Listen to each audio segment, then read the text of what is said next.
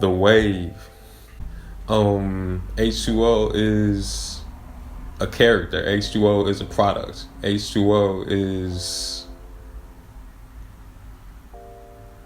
the finished product of me, H2O is Herman Joseph Rome, first and foremost. Herman Joseph Rome supersedes H2O. H2O is a project.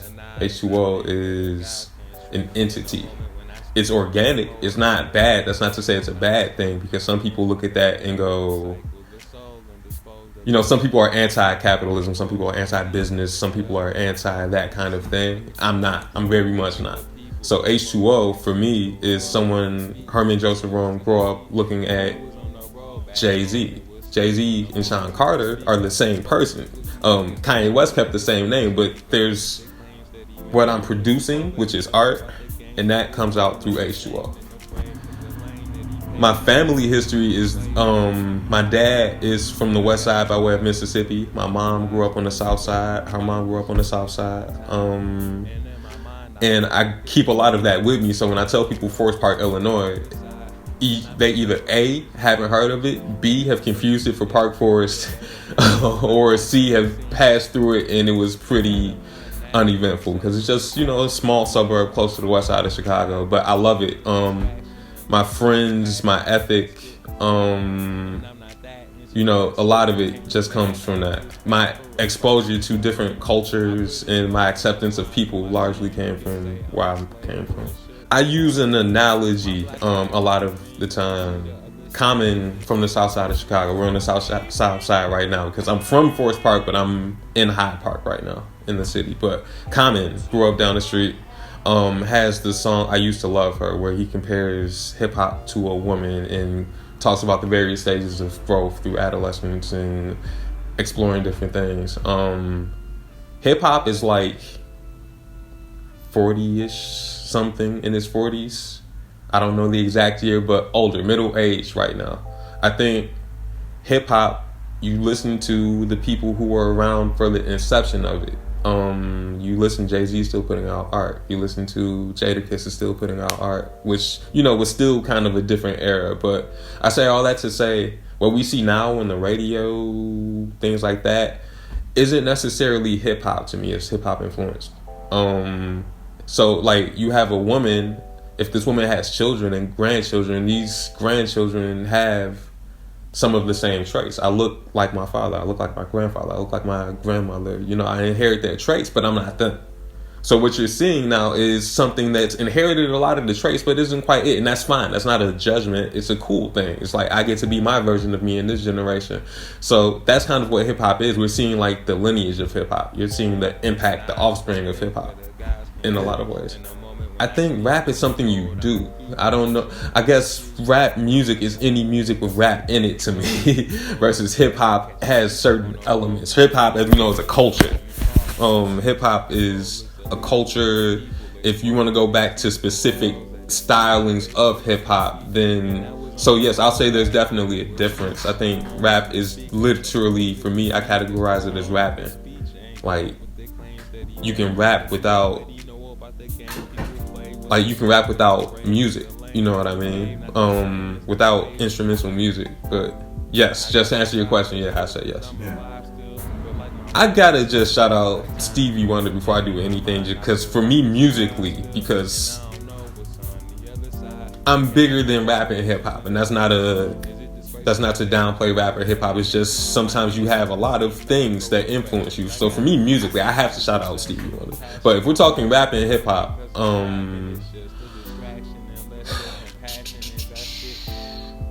Hov was the first person I fell in love with as a musician. That's the first person that made me look at rap as something that I wanted to do.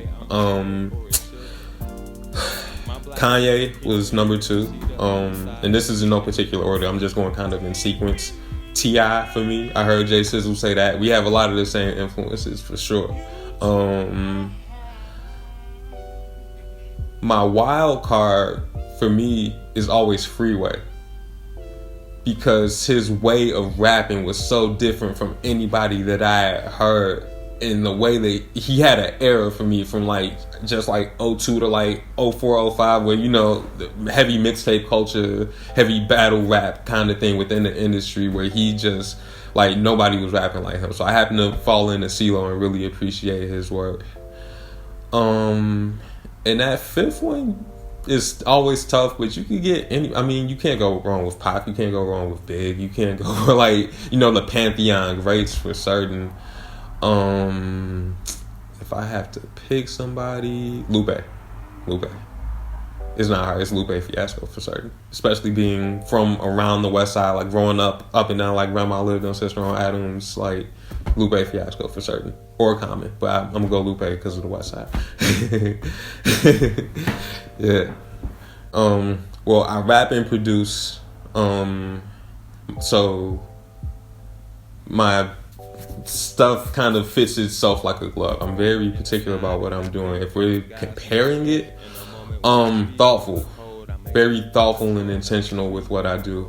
I choose my words carefully, my phrasing carefully, my timing carefully, because I don't believe that you have to sacrifice quality for content. Like, some people make it as like you have to, like, it either sounds good or it has substance, and I think you can have both. I pull from soul, I pull from sampling, I pull from electronic influence, and again, very much the music that I was raised into, my cultural music. My parents grew up listening to old school R&B. When I say old school, I mean like 70s. Like, my parents are in their 60s, so my mom put me on the Earth, Wind & Fire. My mom put me on to Elton John. My dad, I found out about Stevie Wonder through my dad's CD collection, you know?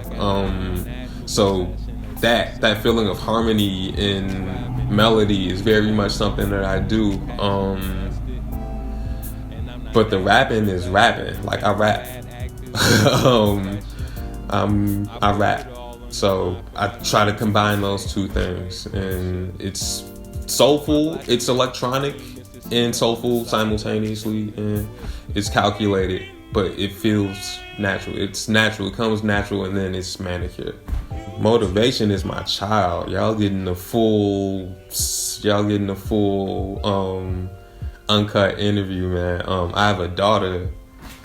My daughter was born in 2010. I haven't been able to see her for about 3 years because of legal stuff. That's it. I think it's lineage. I think most of the things we do as human beings is tied to legacy and lineage, whether we realize it or not. We want to enjoy ourselves while we're here. You get a certain level of success, you realize you can't take it with you anyway, so you want to share. You realize there's only so much you need before you're happy, so, like, how can I help other people achieve this? So most directly, my child. But ultimately, before I had a child, there were people like Jay-Z, who I've never met in life, who gave me something. So I want to be able to do that for people. There's people like Kanye West who said, and we know, you know how it goes. You hear it and you just relate to it, and it motivates you. Kanye motivated me. T.I. motivated me. Jay-Z motivated me. Stevie Wonder inspired me. It motivated me. It made me want to do that. So I take that energy that they gave me, and I want to repay them. I want to also give to people who are maybe looking. So that's what motivates me. And that, and like my parents, you know, the people that gave to me, is, you know, it's just a transaction. Music's another transaction. You're passing off energy. You're passing off potentially knowledge. You may be passing off toxicity. Maybe you're but it's a transaction. You're going to take something from it. So ultimately, what I want to give to people is something sincere, something thoughtful, something impactful. That's what motivates me. Like I said, I have a daughter. My daughter's my purpose, but I haven't seen her in like some years. I've had maybe 12 hours in 3 years that I've been able to spend with my daughter.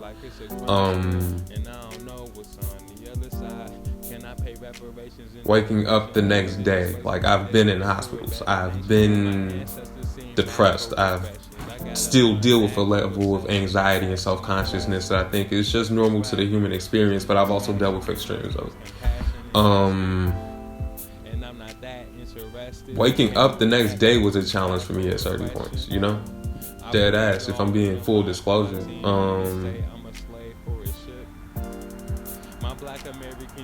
How I overcame it, it's like, you know, the one set of footprints in the sand. Like, I had people in my life that helped me get through certain times to the point where now I am able to be more assertive in myself. That's why I shout out the people around me so much. That's why I'm wearing a shirt with my cousin's logo on it. That because he saved my life. That's why I'm going to work with Jim Upchurch as soon as I leave here. That's why I'm interviewing with Scott Stewart right now. It's because the people around me, honestly. So gratitude is kind of ultimately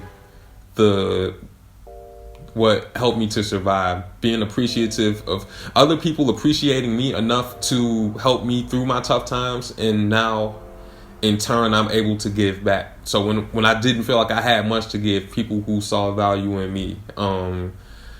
So really, I consider myself fortunate. That's why I practice gratitude, because I don't know what that I can tell you that much about. I can tell you how hard you'll see how hard I work. You'll hear what I do and hear how hard I work. But the glory is to something outside of me, honestly. I'm not your typical rapper in that. Like, I be wanting to flex. I want to flex sometimes, but it's like I saw how I got here. And I can't cap. Like, I can't front. Like, I'm just not fortunate as shit for the people around me and the opportunities that I've been blessed into. So I just try to appreciate that and grow and show and give people returns back on, you know, on what they've, in the time and resources they invested in me. So, alright, this is me right now. Musicspool.com. The Aaron Waters Show demo is on there now. There's 6 songs. You can hear the rough draft of the finished product that's dropping in August. There's going to be more content on that. So Well Productions. That's my LLC. That's why I'm blanketing all of my creations. I'm working with several different people on several different things. So that's all going to be broadcasted through there.